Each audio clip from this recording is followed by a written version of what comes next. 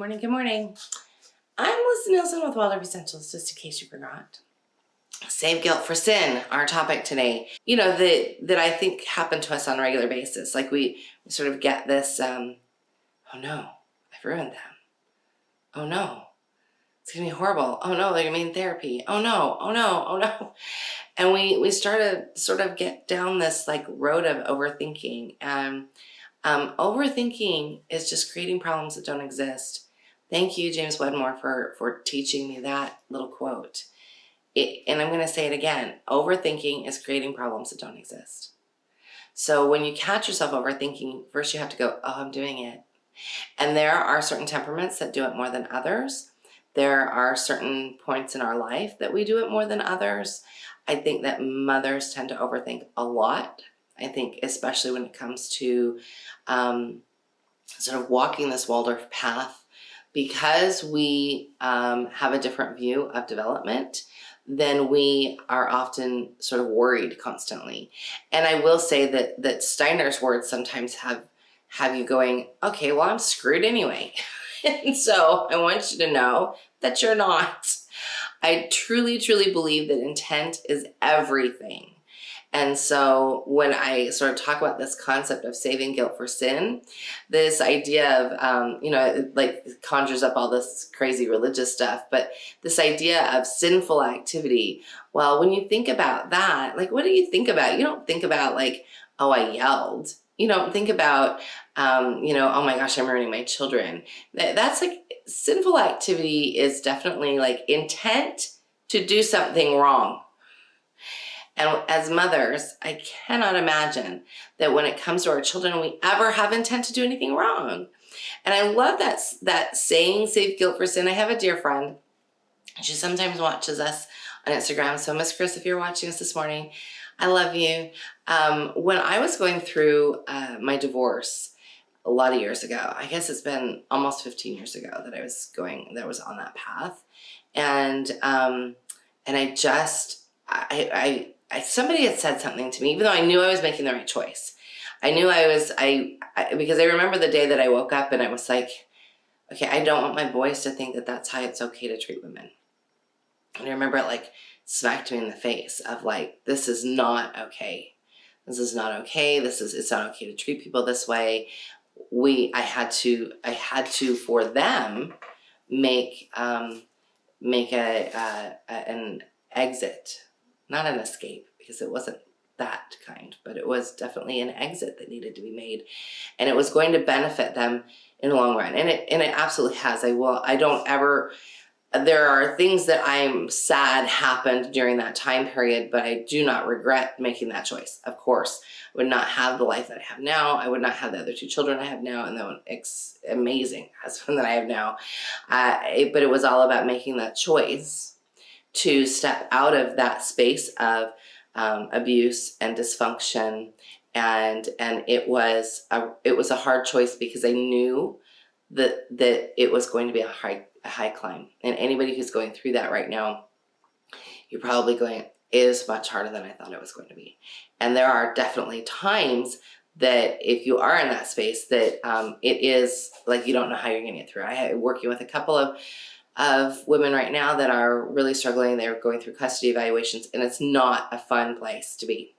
But this is not a talk on divorce either. This is really, I use that example because I just remember stepping back and going, oh, I feel so guilty for what they're going through.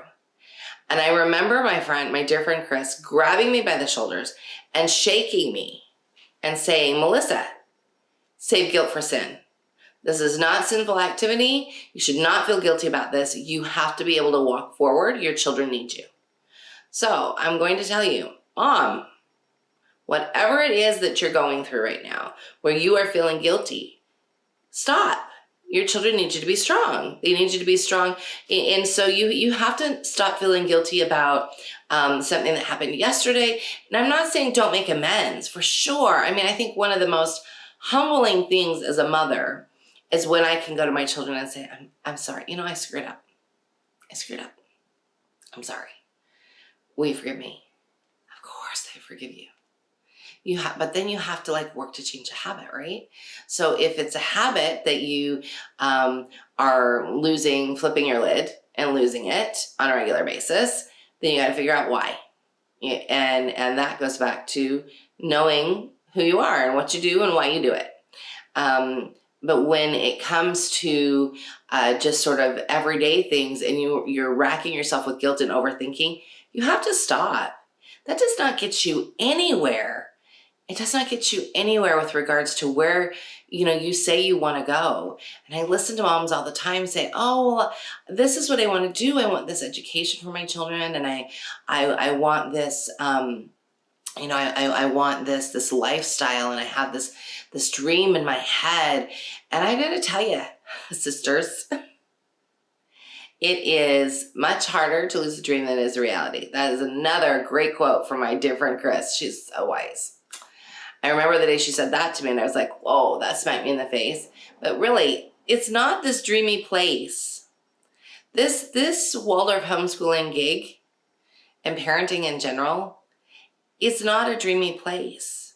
It is here, grounded, and some days it's really messy. And some days you are off your game, and some days kids just tantrum. Crap happens. So you have to stop feeling guilty about things, and you have to decide, well, I can be my own boss lady right now. That's why I use this mug so much. It doesn't have anything to do with me working out orders. It's everything to do with, it's a reminder. See, it says it on both sides. It's a reminder to me that I get to be the boss of me. I get to decide how I act. I get to decide how I show up to people. I don't get to decide how people see me. That's their own garbage and their own baggage. But I get to sort of decide how I show up. It's so important that when you're making those decisions, that you're not coming from a place of, oh, I feel guilty all the time. Remember that when you save guilt for sin, you realize that you're going to stumble and you're going to mess up. And guess what? You can get back up. Your knees might be skinned, but you get right back up and you keep on walking. And that's really, sort of the pinnacle of this, of understanding this method of education. And really the true heart of motherhood is that you stumble and you fall and you get back up and you keep walking, because that's what we want to teach our kids. That's what we want them to know. We want them to know that. And the next time you feel guilty or want to overthink or want to play a story in your head about not being good enough, I want you to shift it to your child. I want you to shift that thought pattern and say, Johnny isn't good enough. And then realize, oh, wait, if I think I'm not good enough and I shift it to them, that sounds horrid. So why would I do that? I am good enough. I am a good mom. I can make a decision right now to change what I'm doing. Okay, I think that's pretty much it. Any thoughts over there? Nope. All right, you guys. It's a tough topic. I get a lot of people that send me a lot of emails about, I feel so guilty about this, I feel so guilty about that. I just want you to really examine that. That's like an energy you don't want to be in. It's such a low energy of sort of feeling guilty and feeling yucky. And it's so much better when you're like in this higher energy of, feeling really good about yourself and wanting to sort of move forward and loving life and just having a good time with your mothering and with your homeschooling, and really deciding that, hey, I've got this. I've got this. And even when you don't think so, listen, I said so. So, if I believe in you, and I believe in all of you. I have people that email me all the time and say, how can you believe in me? You don't know me. And I go, well, for one, you're emailing me. So you are humble enough to ask for help. So for those of you that are here that are playing the guilt game and the blame game to yourself, you're here. So you're humble enough to listen to somebody else's thoughts about it. So I want you to go and have a wonderful week.